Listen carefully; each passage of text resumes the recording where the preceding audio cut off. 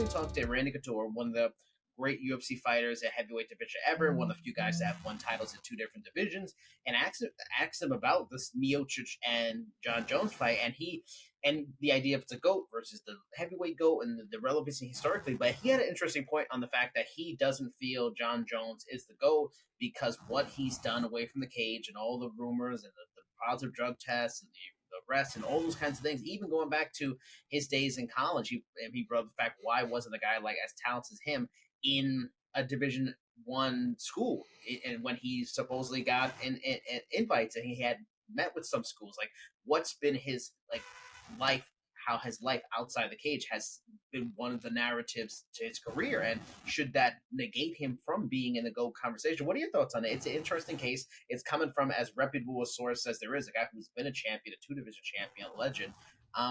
Does that take Jon Jones out of the GOAT debate? Or as one person on Facebook responded to this story, in that you got to separate the artist from the art.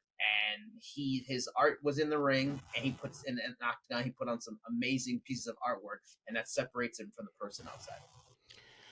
Once again, I do find the truth lies somewhere in the middle, but I'm leaning more towards the anonymous Facebook commenter here, because you can't just ignore what he did in the cage.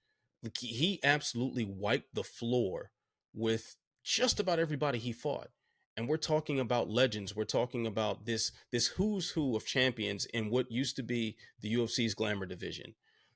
So it's impossible to just dismiss that because he does stupid things outside the cage. Now, I think if you're trying to elevate him to like a Muhammad Ali status, you're trying to elevate him to I would say even LeBron James is on, it should be mentioned in some of these conversations where you're talking about athletes that transcend their sport for sort of the positive effect they have on the world around them, or at least the attempt to have a positive effect, or have some sort of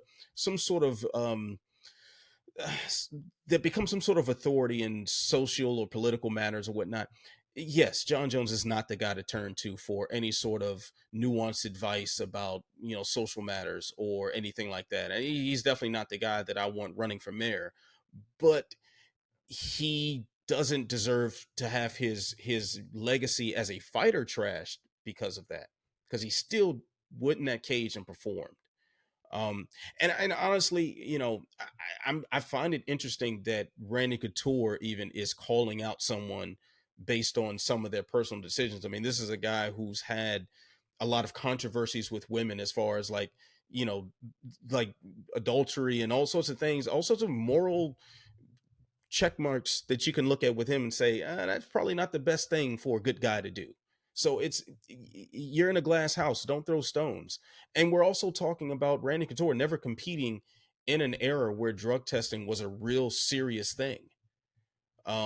So we don't know what he was doing. We don't know what his competitors were doing. We don't know what his teammates were doing. So when you start introducing the PEDs into it, that's when things get really crazy, because then it's like, all right, well, is Fedor not the GOAT because Pride let people do steroids? Like, he still decimated everybody that was in front of him in his heyday. You can't, it becomes too muddled of an argument. And it introduces things that just complicate whether or not someone was good or not in the cage. And yeah, so I think Jon Jones's GOAT case still is very, very easy to make.